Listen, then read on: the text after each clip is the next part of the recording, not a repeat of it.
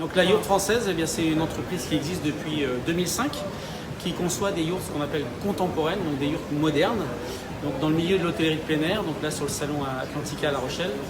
L'objectif est de montrer à partir de cette yourte là qui fait 80 mètres carrés dans laquelle on est, que c'est un espace destiné à recevoir du public, qui est une alternative à une construction en dur.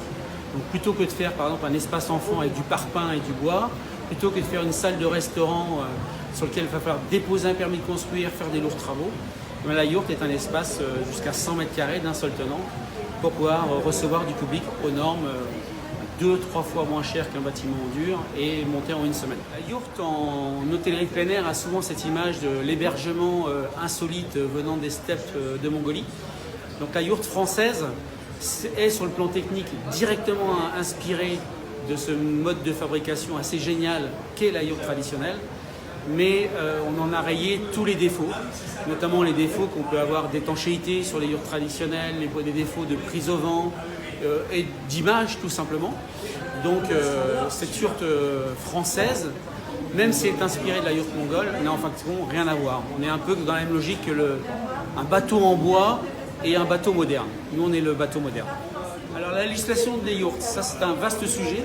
Alors, en ce qui concerne les yourtes destinées à recevoir du public, on n'est pas considéré comme une construction. Donc, même si on est un établissement recevant du public, on ne dépend pas du code de l'urbanisme, on dépend des chapiteaux de tentes et structures. Donc, quand on installe une yourte dans un terrain de camping, eh bien, c'est comme installer un barnum. Donc, c'est vraiment aussi léger du point de vue de la législation. Donc, bien souvent, eh bien, il n'y a pas de permis de construire à déposer, ni même de déclaration de travaux. Donc, il faut juste imaginer les perspectives que ça ouvre. On se considère souvent que notre yourte est un accélérateur de projet. On veut faire par exemple une salle pour accueillir des groupes pour des anniversaires, des mariages, des cousinades. Eh bien, faire un bâtiment en dur, c'est un permis de construire sur une zone constructible, 1 an et demi de travaux. La yourte, c'est un chapiteau, c'est une tente, pas de déclaration. 6 semaines, on passe la commande. 8 semaines après, vous avez vos premiers groupes dedans, climatisés, chauffés, lumineux, dans une ambiance super attractive pour vos clients. Alors, combien ça coûte? C'est des espaces destinés à recevoir du public. Un ERP dans un terrain de camping, si on part sur une construction en dur, sans s'affoler ni dans la décoration, faisant quelque chose de très basique, on va être à 1 500 € le mètre carré à peu près.